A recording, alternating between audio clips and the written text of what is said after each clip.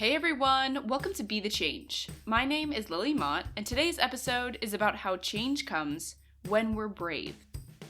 For this week's episode, I had the incredible pleasure of talking with Paddy Crump, who is a mental health campaigner in the United Kingdom. Paddy has an incredible story, and I am so grateful that he shared it with me, and now I get to share it with you. So without further ado, let's get started with this episode featuring Paddy Crump.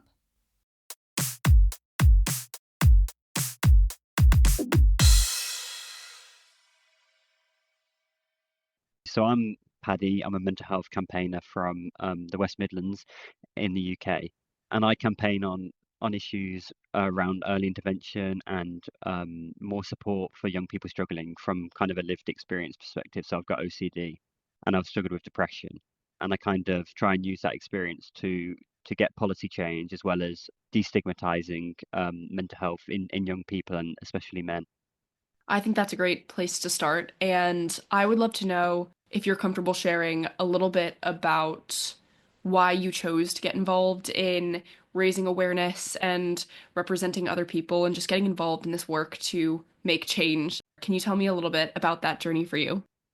Yeah, of course. So I started struggling fully when I was 13, and I hit crisis point quite quickly with OCD. So I was obsessing over kind of a lot of guilt and a lot of confessional OCD. So I felt like I had to confess to things, and this was leading to me getting picked on at school.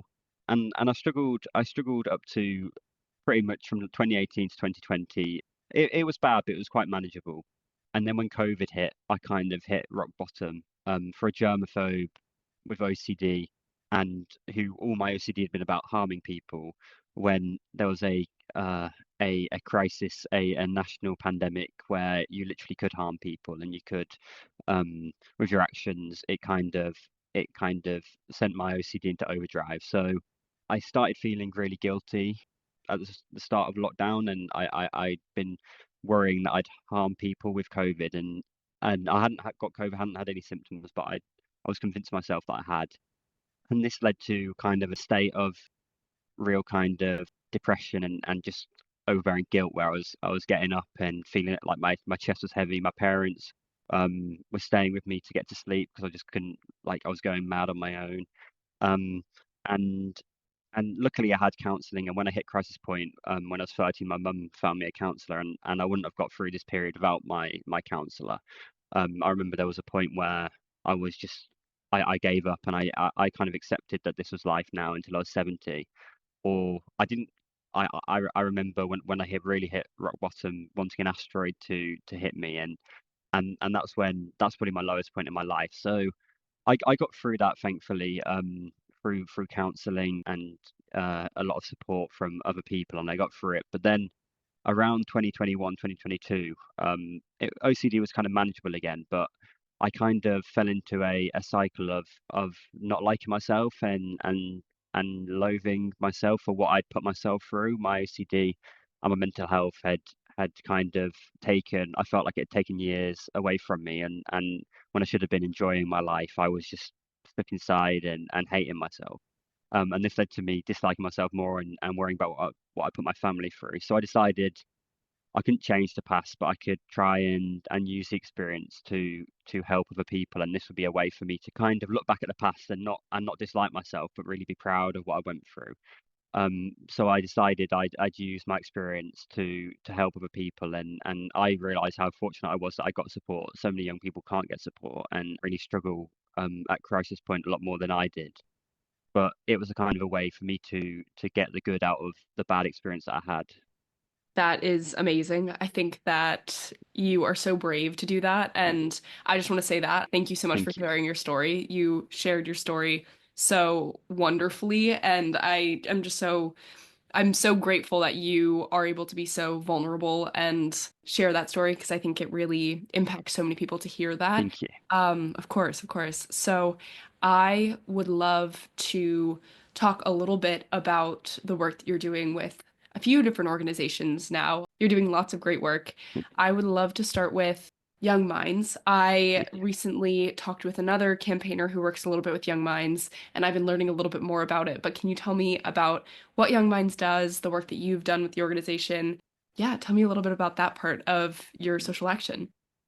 Yeah, because so Young Minds is it's the UK's leading youth mental health charity and kind of does multiple things. So it's there's lots of resources online. They can deliver talks and education. They've also got a parents helpline. So if a parent or guardian's worried about a child, they can call. But also they do a lot of campaign work around mental health policies. So that's where I kind of the bits that I really kind of love. They campaign as part of with other charities, but also on their own around issues like early intervention support hubs, ending the wait, this kind of thing. So they do stunts and lobbying of MPs and delivering letters to Parliament and delivering letters to Downing Street, and this is kind of where I found my real passion for campaigning.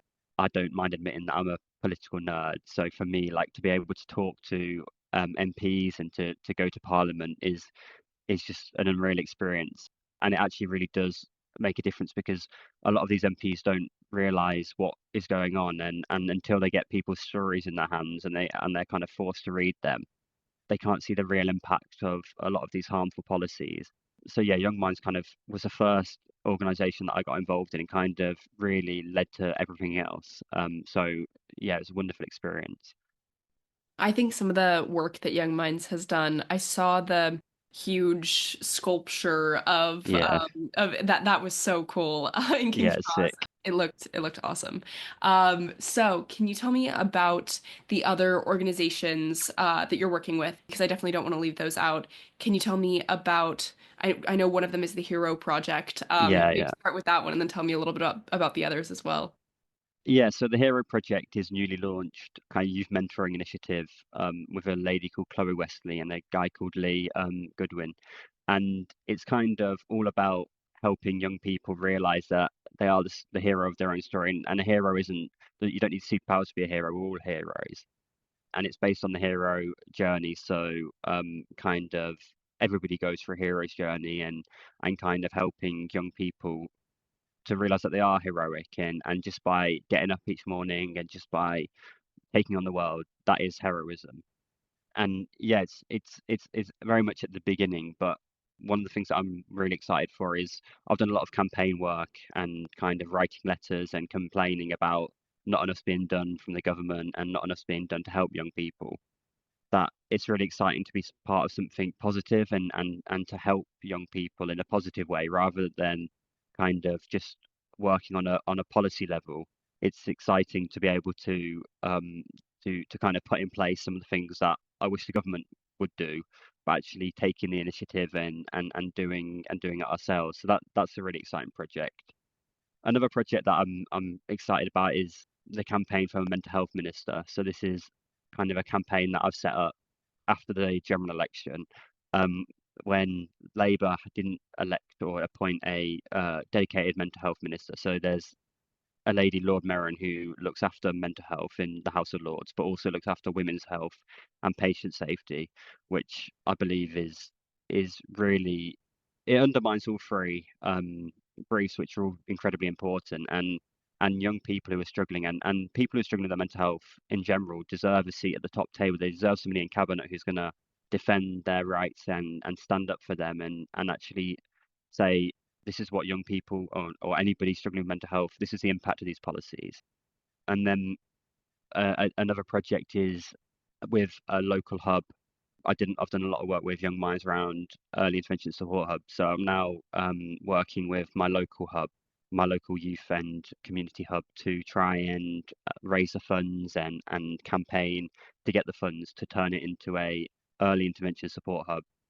So that's kind of we're currently going through the stages of talking to MPs, talking to businesses, writing the proposal to try and raise the money ourselves, and also try and ask for money from the government. But if that doesn't work, then raise the money ourselves. And one of the things I'm hoping to do in the summer is to do a 12-hour table tennis match, and hopefully that will raise some funds and get some businesses involved. So yeah, that's another exciting project.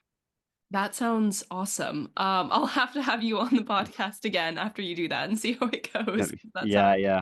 that I'm sounds just amazing. I'm only I'm saying it here and I'm saying I'm telling people about it so then I can't like backtrack. If I say I'll Exactly. do it, then I have to do it.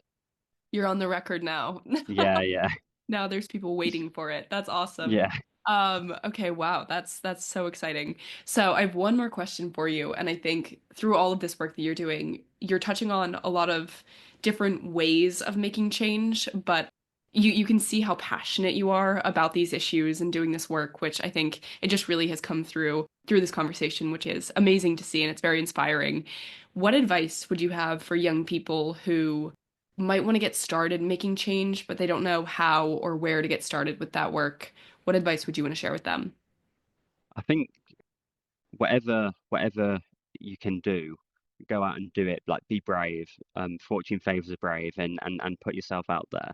In terms of, for example, I started my campaign for mental health minister, and one of the things I think about quite a lot is on LinkedIn, and that it didn't get that too much traction. And I think if I started, I'd think that was a failure. But from that, I got put in touch with the people for the Hero Project. So whatever you do, kind of a small ripple turns into a big wave. Just even just sharing a petition might get you in touch with somebody. Join everything you can, and don't be scared. Don't be worried what other people think, because I've had such a positive reaction from sharing my story. I've not had a negative reaction from it. People really commend you, and whatever you do is incredibly brave, but know how important your voice is by just sharing even a small bit of your story, just sharing a petition, just writing a blog. It can have a really major impact on somebody on the other side of the screen. So yeah, just be brave and take that leap. If you want to go for it, just go for it.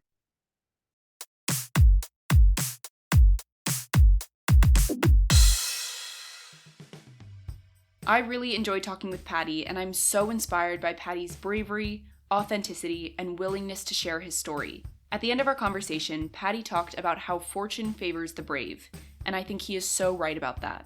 In this case, I think that Paddy is being brave by sharing his story, which will then hopefully allow it to reach other people who might be able to relate to Paddy's story themselves or have a loved one in their life struggling with similar feelings. And Paddy's story will then hopefully inspire them, make them feel like they aren't alone, and potentially even encourage them to seek support or resources. It was such a pleasure to have Paddy on the podcast, and I will definitely have to invite him for another interview after his 12-hour table tennis match. But for now, I want to leave you with this last thought to keep in mind as we come to the end of this episode. Change comes when we're brave.